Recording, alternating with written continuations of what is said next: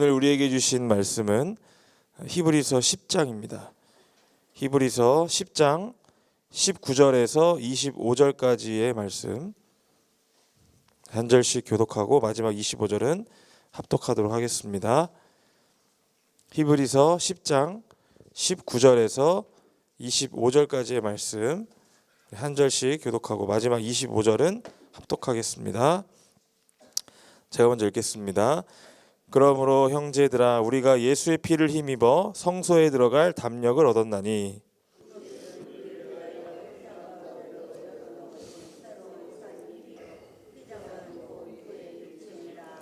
또 하나님의 집 다스리는 큰 제사장이 계시매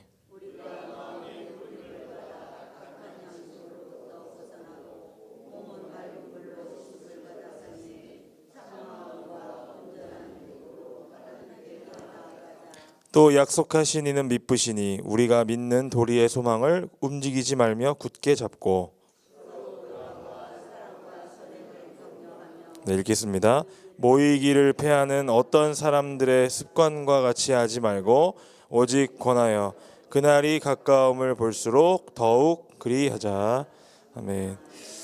네, 우리가 함께 하고 있는 히브리서라는 성경은 사실 기자가 누군지, 그러니까 이게 누가 기록했는지는 정확하게 밝혀진 바가 없지만 독자는 확실합니다. 그러니까 누구를 향해서 기록이 되었는지만큼은 확실하게 우리가 알 수 있습니다. 왜 그러냐면 이름부터가 히브리서고요. 그리고 이 히브리인들 중에서도 그 특별한 대상이 있습니다. 어떤 대상이냐면 이 당시 로마 제국 안에서 여러 가지 고난과 역경을 당하면서 박해를 받는 그 그리스도인들 향해서 기록이 된 성경이라고 말씀드렸습니다. 자, 그래서 이 힘든 세상에서 우리가 자꾸 넘어지고 실패하고 신앙을 지키고 믿음을 지키면서도 넘어질 때도 우리가 끝까지 견디고 버티고 인내하고 소망을 가질 수 있는 이유가 있는데 우리에게 큰 대제사장이시고 중보자 되시는 예수 그리스도께서 계시기 때문에 우리가 이 힘든 세상에서 살아가지만 신앙생활을 굳건히 지킬 수 있다고 말씀드렸습니다. 자, 그래서 이 히브리서에서 이제 결국 결론적으로 우리에게 말씀하고 있는 바는 뭐냐면은 힘을 내자는 거예요. 소망을 잡으라는 겁니다. 그러니까 너네들 힘들어도 넘어지지 말라는 거예요. 신앙 잃지 말라는 겁니다. 왜? 예수님께서 계시니까. 그래서 우리가 이제 내일부터 볼 본문이겠지만은 히브리서 11장으로 넘어가면 믿음의 선진들에 대해서 쫙 이제 이야기합니다. 히브리인들에게 있어서 믿음을 잘 지켜서 하나님께 칭찬받았던 여러 선진들을 수십 명을 나열하면서 그 사람들을 통해서 이런 사람들도 어려운 상황 속에서 믿음을 지켰는데 우리 끝까지 잘 지켜나갑시다. 이런 권면을 담고 있다는 거죠. 자, 그래서 오늘 본문은 특히 이제 10장 마지막 부분에 속하고 있는데 우리가 믿음을 잃지 않아야 하고 우리가 끝까지 그 소망을 붙잡아야 하는 이유를 말씀하고 있다는 거죠. 바로 예수 그리스도께서 우리를 위해서 살 길을 내주셨기 때문에 우리에게 새로운 살 수 있는 길을 열어주셨기 때문에 우리는 그 길로만 가면 소망이 있다는 거죠. 네, 19절 말씀을 제가 읽겠습니다. 그러므로 형제들아 우리가 예수의 피를 힘입어 성소에 들어갈 담력을 얻었나니 이렇게 말씀합니다. 자, 우리가 예수의 피를 힘입어서 성소에 들어갈 담력을 얻었다 이렇게 말씀하죠. 자, 오늘 본문을 우리가 보진 않았습니다만 위에 보시면은 과거 구약 시대에는 제사장들이 있었습니다. 그래서 우리가 굳이 제사장들을 표현할 때 히브리서에서는 아론이라고 표현을 하는데 그 아론의 제사장들은 한계가 있습니다. 인간이기 때문에.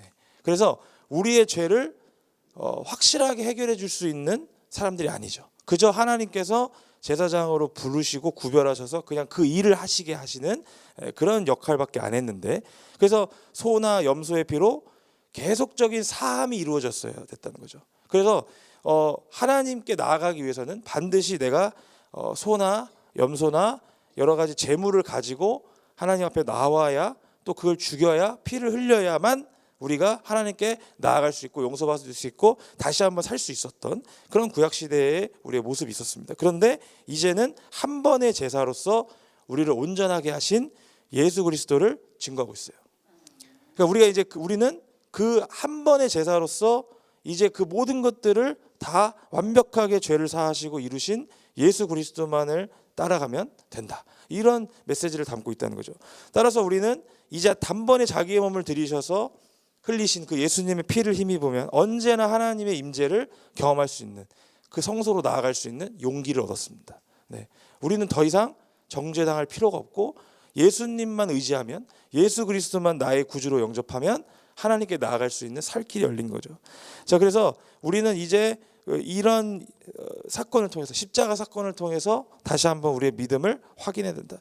예수님의 피로 인해 주신 그 십자가 사건이 우리에게 새로운 살 길이 되었다라는 것을 우리는 기억해야 되는 거죠. 그런데 예수님께서는 자기의 육체, 곧 휘장을 찢고 이제는 하나님과 화목하게 만드셨다는 거죠. 그래서 그 길은 이제 하나님께 나아가는 구원의 길이자 동시에 우리에게 생명을 주시는 길이다. 이렇게 말씀하고 있는 것이죠. 자, 그리고 21절 말씀해 보시면 이렇게 말씀합니다. 또 하나님의 집 다스리는 큰 제사장이 계시매, 이렇게 말씀하죠. 자, 여기서 하나님의 집이라고 표현된 단어는 우리 교회 공동체를 뜻하는 단어입니다. 그러니까 큰 제사장은 구약의 제사장들과는 다르게 죄의 문제를 단번에 해결하신 예수 그리스도의 위대하심을 나타내는 말이죠. 그러니까 아론의 제사장들과 같이 인간으로서 연약함과 부족함이 여실히 드러나는 인간으로서의 모습이 아니라 단번에 죄를 해결하시는 놀라운 정말 큰 제사장, 아론보다 더 위대하신 그 제사장이 누구를 다스린다고요? 교회를 다스리신다. 하나님의 집 교회를 다스리시는 분이자 우리 교회의 성도들을 위해서 지금도 여전히 중보하고 계시는 그런 분이시라는 것을 알 수 있다는 거죠. 자, 교회를 다스리시면서 우리의 죄를 단번에 해결해 주신 그분이 계시기 때문에 22절 다 같이 한번 읽겠습니다. 22절입니다. 시작. 우리가 마음의 뿌림을 받아 악한 양심으로부터 벗어나고 몸은 맑은 물로 씻음을 받았으니 참 마음과 온전한 믿음으로 하나님께 나아가자. 아멘. 그리스도를 통해서 우리가 어떤 사람이 되었습니까? 이제 새 사람을 입었습니다.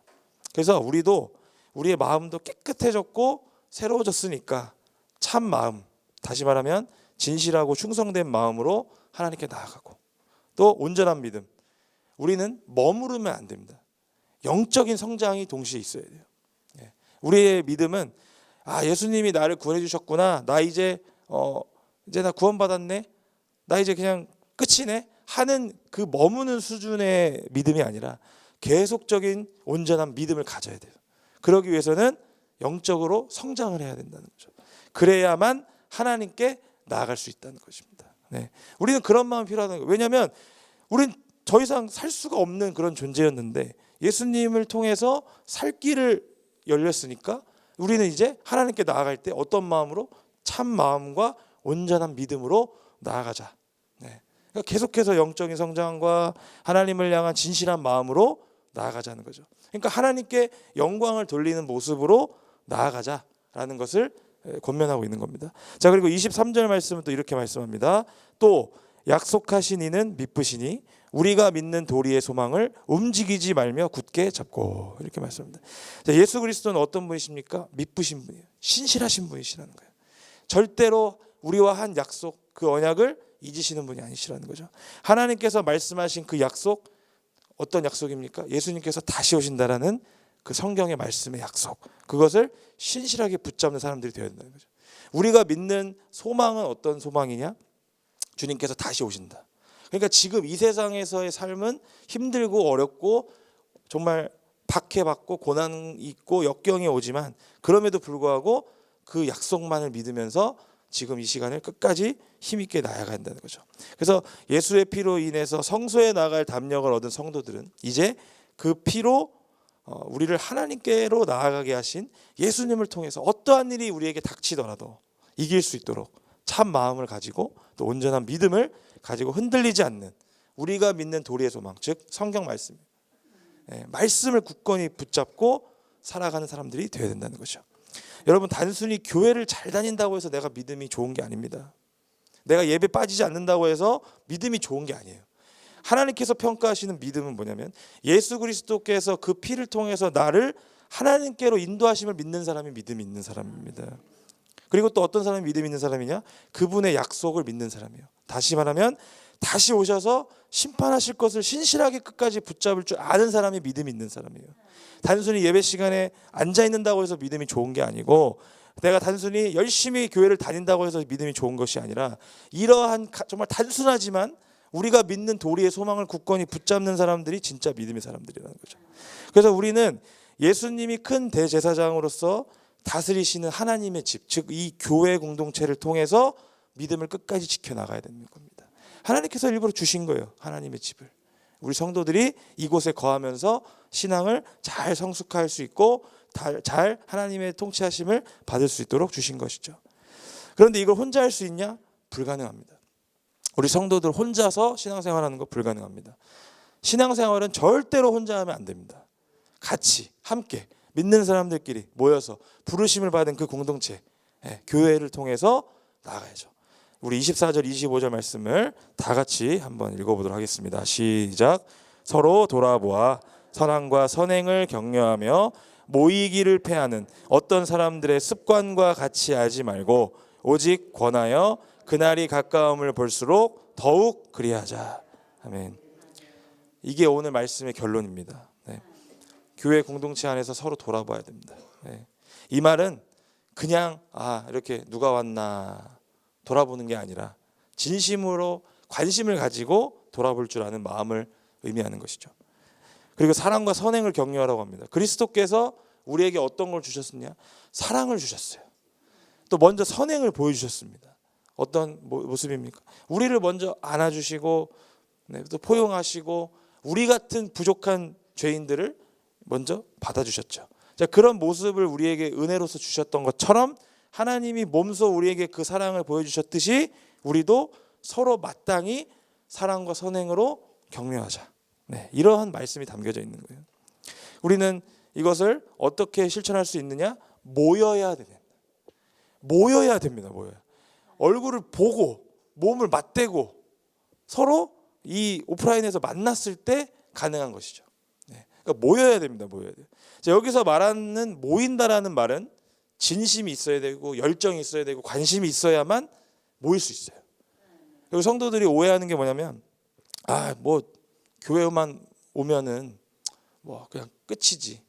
그러니까 그 뒤에 교제하는 시간도 예배의 연장선인데 그냥 그 교제를 안 하고 가시는 분들이 많습니다. 그러니까 예배는 예배고 교제는 교제고 하고 따로 생각하시는 분들이 있는데, 사실 교제라고 하는 이 코이노니아라고 하는 이 말은 초대교회에서부터 가장 중요하게 여겼던 것입니다. 그러니까 모여야 돼요. 아무리 박해가 있고 아무리 역경이 있고 고난이 있고 모이는 것 가지고도 뭐라고 하는 상황이 있어도 교회는 모여야 힘이 생긴다는 거죠. 그래서 모이기를 패하는 자들이 어떤 사람들이냐면은 혼자 신앙생활해도 된다고 믿는 자들이나 또 예수를 믿는다라는 이유만으로 교회를 다니는다는 이유만으로 박해를 받아서 고난을 당해서 나오지 않는 자들, 그것 때문에 내 마음이 움츠러들고 또 내 마음이 연약해져서 모이지 않는 자들을 의미해요. 여러분, 요즘 세대는 개인주의화가 강해지고 있지 않습니까? 교회에서도 마찬가지거든요. 개인주의가 강해지고 있어요. 그런데 교회는 세상의 흐름과는 다르게 가야 됩니다. 모여야 돼요. 모여서 서로를 돌아보고 진심으로 관심과 열심을 가지고 서로 신앙이 흔들리지 않도록 붙잡고 함께 소망을 나누는 그런 공동체가 되어야 됩니다. 언제까지? 오늘 말씀을 통해서 보면 그날이 가까움을 볼수록 더욱 그리하자. 예수님께서 다시 오시는 그날까지 우리는 이 공동체 안에서 경건의 모양만을 가지고 사는 게 아니라 경건의 능력을 경험하는 자들이 되어야 된다는 거죠. 바라건대 우리 예수님이 언제 다시 오실지는 모르지만 우리는 그날이 가깝다고 느낄수록 더욱더 공동체 안에서 모이기를 힘쓰시길 바랍니다. 서로를 돌아보시길 바라고 믿음을 지킬 수 있도록 서로 격려하시고 권면하시기 바랍니다. 우리 선장 공동체가 그런 공동체가 되기를 축원드립니다. 개인이 공동체보다 더 앞서는 요즘 세상 속에서 우리 공동체는 더욱더 모이기를 힘쓰길 바랍니다. 서로를 돌아보고 사랑과 선행으로 격려할 수 있는 교회가 되기를 소망합니다. 그래서 우리를 위해서 피를 흘려 새로운 살 길을 내어주시고 열어주신 예수 그리스도께 영광을 돌리는 우리 선창 공동체 되기를 주님의 이름으로 축원드립니다.